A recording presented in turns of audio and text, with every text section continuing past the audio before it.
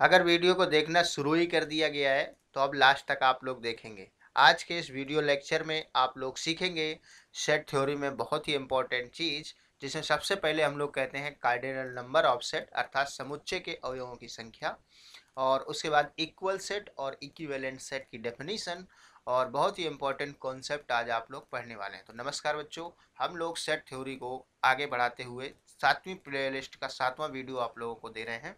इसको बड़े ध्यान से देखिएगा। तो सबसे पहले हम लोग बात करते हैं कार्डिनल नंबर की। कार्डिनल नंबर का मतलब होता है समुच्चय के अवयवों की संख्या। अब सेट थ्योरी हमने पढ़ा, सेट पढ़ा है, उसमें से समुच्चय आया है, कोई भी आप लोग ले सकते हैं। जैसे मान लें हमने ए बी सी डी ले लिया, ये सेट है। तो अब हम इसमें से जो कितने अवयव इसके अंदर आते हैं उसको हम लोग इस समुच्चय का कार्डिनल नंबर कहते हैं। अर्थात इसमें से 4 अवयव हैं, तो इसको हम लोग जो है Na = 4 करके लिखा करते हैं, और ये कहते हैं कि इस समुच्चय में कुल अवयवों की संख्या 4 है, और इसी को हम लोग इस सेट ए का कार्डिनल नंबर कहते हैं। नोट्स बहुत ही आप लोगों के लिए मेहनत से तैयार किया जाता है, इसलिए आप लोगों से रिक्वेस्ट है कि अपने फ्यूचर के लिए आप लोग इसको ज़रूर रखेंगे बना करके। तो यहाँ पर कोई सेट ए है, then the total number of element of a set known as cardinal number. वही जो आप लोगों को अभी बता रहे थे कि उस सेट में जितने भी नंबर हैं उसको हम लोग कार्डिनल नंबर कहते हैं। जैसे इसमें 5 एलिमेंट है तो इसका कार्डिनल नंबर कितना हो जाएगा, 5 हो जाएगा। इसको और भी लिखने का तरीका है, कार्ड ए से भी लिख सकते हैं और आप लोग इसको ए से भी लिख सकते हैं। यहाँ पर एक बहुत ही इंपॉर्टेंट चीज़ होती है, जैसे सेट ऑफ नेचुरल नंबर होता है। नेचुरल नंबर का जो सेट है वो आप लोग जानते हैं इस प्रकार से होता है।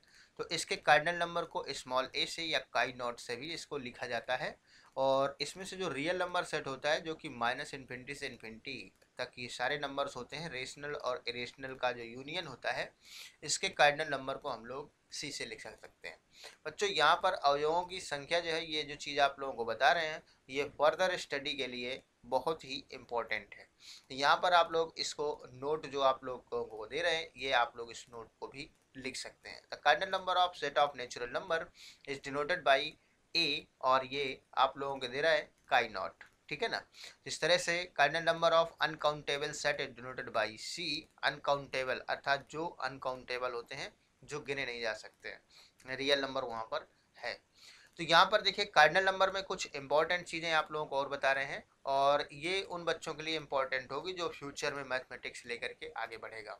यहाँ पर आप लोग जो रिमार्क नंबर 1 में दे रहे हैं, ये कार्डिनल नंबर है किसका, नेचुरल नंबर का है। उसमें से एक जोड़ देंगे तो ए ही आएगा, क्योंकि नेचुरल नंबर में वैसे भी इन्फिनिटी एलिमेंट्स होते हैं, 1 2 3 4 5 6 7 8 इस तरह से, और उसमें से इसके पूरे अवयवों की संख्या ए है। अगर एक और जोड़ देंगे उसमें कोई फर्क नहीं पड़ेगा, ए ही आएगा।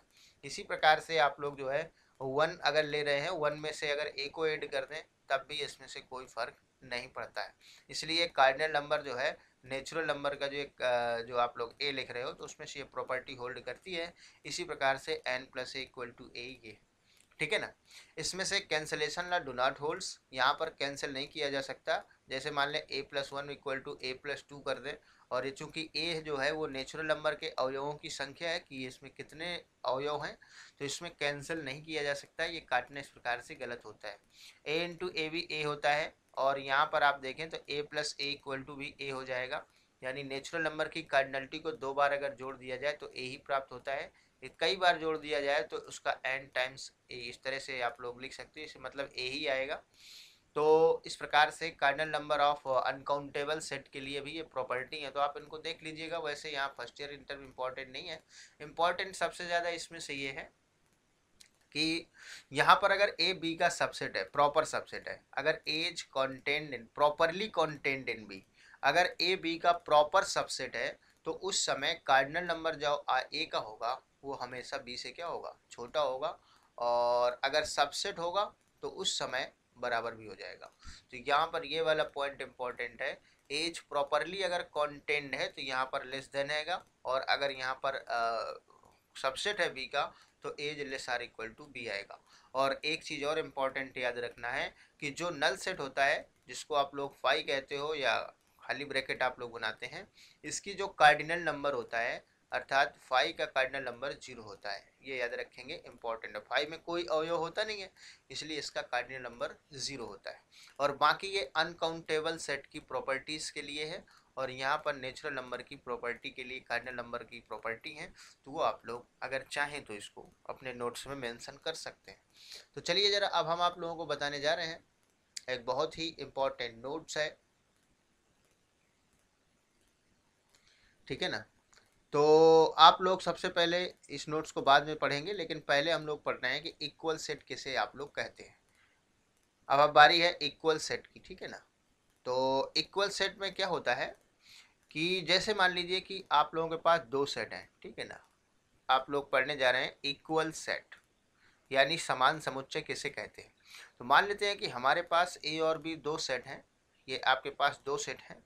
इनमें से अगर समुच्चय ए का प्रत्येक एलिमेंट, ठीक है ना, समुच्चय ए का प्रत्येक एलिमेंट समुच्चय बी में चला जाए, जैसे यहाँ पर आप लोग x बिलोंग्स टू ए लिया, तो वो आप लोगों को मिल जाए x बिलोंग्स टू बी, अर्थात समुच्चय ए का प्रत्येक अवयव समुच्चय बी में चला जाए और समुच्चय बी का प्रत्येक अवयव समुच्चय ए में आ जाए, इस तरह से।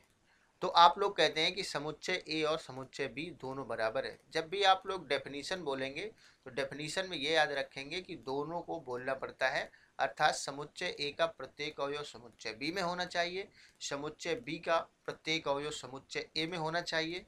तो आप लोग इसको ए इक्वल टू बी बोलते हैं। और आप लोगों को याद होगा इसके पहले वाले वीडियो में आप लोगों को बताया गया था कि subset, superset and proper subset में कि अगर कोई भी एलिमेंट ए में लेने के बाद अगर वो एलिमेंट बी में पहुंच जाता है तो इसका मतलब क्या हुआ कि ए बी का सबसेट हो जाता है, अर्थात ए इज कॉन्टेंट इन बी। और यहाँ से अगर कोई भी एलिमेंट बी में लेते हो ए में आ जाता है, तो यानी ये जो है सेट बी जो है बी इज कॉन्टेंट इन ए, इस प्रकार से। तो यहाँ से ये जो है इक्वल सेट की डेफिनेशन मिलती है। और इसी को हम लोग जब भी इक्वल सेट प्रूव करना होगा, दो सेट को इक्वल अगर प्रूव करना होगा, तब आप लोग यही अप्लाई करेंगे, यही रूल अप्लाई करेंगे। अर्थात कोई भी एलिमेंट ए का लेंगे तो उसको शो करेंगे कि वो बी में जा रहा है, और बी में कोई भी एलिमेंट लेंगे तो उसको दिखाएंगे कि वो ए में भी है। एग्जाम्पल के तौर पर जैसे आप लोग यहाँ पर एक सेट ले लेते हैं हम लोग, जैसे मान लिया हमने ले लिया ए बी सी, और दूसरा सेट आप लोगों ने ले लिया यहाँ पर बी ए सी, इस तरह से। तो अब बताइए जरा, इसका ए का जो प्रत्येक अवयव है, इस समुच्चय ए का प्रत्येक अवयव समुच्चय बी में जा रहा है। ए लिया तो ए भी आपको मिल जाएगा, बी लिया तो बी भी है, सी लिया तो सी भी लिया। इतने से ही काम नहीं होगा, अब बी का प्रत्येक अवयव ए में दिखाना होगा, तब जाकर के ये ए और बी दोनों को बराबर कह सकते हो। तो याद रखिएगा इक्वलिटी समुच्चय में कैसे डिफाइन है। तो एक बार और रिकॉल कर देते हैं कि इक्वलिटी कैसे डिफाइन है। अगर ए बराबर बी कहना चाहते हो तो समुच्चय ए का प्रत्येक अवयव समुच्चय बी में दिखाओ और समुच्चय बी का प्रत्येक अवयव समुच्चय ए में प्रूव करिए, तब जाकर के आप ए बराबर बी प्रूव कर सकते हैं।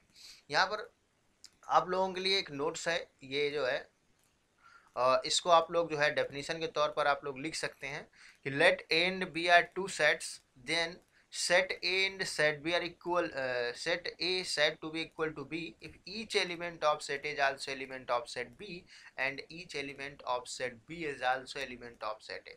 और इस रिलेशन को इससे लिखा करते हैं, और जो आप लोगों को अभी समझाया वो यहाँ पर लिखा है, तो आप लोग इस चीज़ को लिख सकते हैं। एक बहुत ही इंपॉर्टेंट नोट्स जो पहले बता रहे थे वो ये है कि अगर आप लोग दो सेट को इक्वल प्रूव करना चाहते हो, दो सेट को अगर इक्वल प्रूव करना चाहते हैं, तो आप एक बार ए को बी का सबसेट प्रूव करिए और एक बार बी को ए का सबसेट प्रूव करते हैं, ठीक है ना। तो ये तो रही इक्वल सेट की बात। अब हम लोग बात करते हैं इक्विवेलेंट सेट क्या होता है। वैसे अगर देखा जाए तो इक्विवेलेंट सेट बहुत ही इंपॉर्टेंट होता है फ्यूचर की स्टडी के लिए। यहाँ पर हम लोग लिखते हैं इक्विवेलेंट सेट। फ्यूचर की स्टडी के लिए इक्विवेलेंट सेट मोस्ट इम्पॉर्टेंट होता है, और आप लोग इसको थोड़ा सा यहाँ पर सीखेंगे, और बाकी जब फंक्शन हम पढ़ाएंगे, क्योंकि इसकी डेफिनेशन फंक्शन से बहुत ही अच्छे से दी जाती है, तो जब हम फंक्शन पढ़ाएंगे तब आप लोगों को वहाँ पर इसकी चर्चा जरूर करेंगे इक्विवेलेंट सेट की। आप लोगों को याद होगा कि हमने पहले ही एक बार काउंटेबल और अनकाउंटेबल को भी जो है डिफाइन करते हैं फंक्शन के रूप से, इसलिए वहाँ ये दो चीज़ें ये, और तीसरी चीज़ ये है कि इक्विवेलेंट सेट क्या होता है इसको। लेकिन वैसे मोटे मोटे हिसाब से हम आप लोगों को अगर समझाएं तो यहाँ पर जैसे दो सेट हैं हमारे पास, एक सेट ए है और दूसरा सेट आपके पास अगर बी है, तो अगर इन दोनों सेट के कार्डिनल नंबर बराबर हो, यानी सेट ए का जो कार्डिनल नंबर है एन ए बराबर अगर एन बी हो जाए, केवल कार्डिनल नंबर बराबर हो, तो हम लोग उनको इक्विवेलेंट सेट कहते हैं और ए इज इक्विवेलेंट बी करके लिखा करते हैं। जैसे मान लेते हैं एग्जांपल के तौर पर हमारे पास एक सेट है ए बी सी डी और दूसरा सेट आप लोगों ने ले लिया है मान लीजिए 2 4 6 8। तो यहाँ पर ए का कार्डिनल नंबर कितना है, ए का कार्डिनल नंबर अगर देखा जाए तो 4 है और बी का भी कार्डिनल नंबर कितना है, एन बी इक्वल टू लिखेंगे तो ये भी 4 है और इसमें कार्डिनल नंबर बराबर होने के कारण इसको आप लोग लिख सकते हो ए इज इक्विवेलेंट टू बी। वैसे मेन जो फ्यूचर की स्टडी के लिए जो डेफिनीशन है वो फ्यूचर में ही आप लोगों को बताई जाएगी, फंक्शन पढ़ाते समय आप लोगों को बताई जाएगी। फिर भी कुछ टिप्स टिक्स लिखना चाहते हैं तो आप लोग इस नोट से आप लोग लिख सकते हैं। यहाँ पर हमने आप लोगों को जो है बताया इक्विवेलेंट सेट के बारे में कि दो सेट हैं आपके पास ए और B are two sets, then A set to B equivalent to B if both contain same number of element. मतलब सेम नंबर ऑफ एलिमेंट अगर कंटेन करते हैं, number of same number of element मतलब अवयवों की संख्या अगर बराबर है तो वो दोनों सेट इक्विवेलेंट हो जाएंगे और इससे ये लिखा जाता है। आप लोग इसको नोट्स को अगर चाहें तो लिख सकते हैं। वैसे इसकी अनदर जो डेफिनीशन है ये आप लोगों को अगर फर्स्ट ईयर क्लास में ही आप पढ़ रहे हैं तो आप लोगों को फ्यूचर में ही समझ में आएगा, क्योंकि there exist at least one map from A to B. मतलब आप लोगों को एक वन मैप मिलेगा ए से लेकर के बी में, इसलिए ये ए और बी इक्विवेलेंट हो जाएंगे।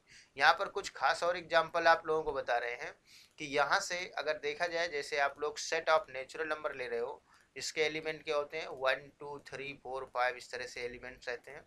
और इसमें से आप लोग अगर सेट ऑफ इंटीजर ले लें पूर्णांक का, इसमें से -3 -2 -1 और 0 1 2 3 इस तरह से आप लोग ले लें और इसमें से बताएं किस में नंबर ऑफ एलिमेंट सबसे ज़्यादा या कम है।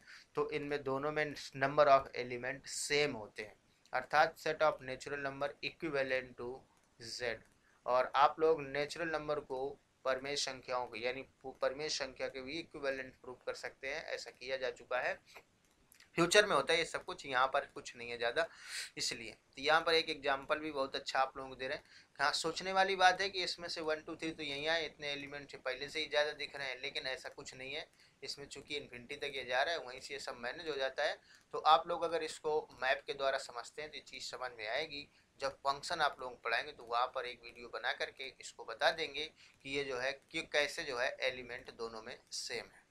तो आज के वीडियो में बस इतना ही। Thanks for watching. I hope आप लोग ये नोट्स ज़रूर कंप्लीट करेंगे। Thanks for watching. Take care.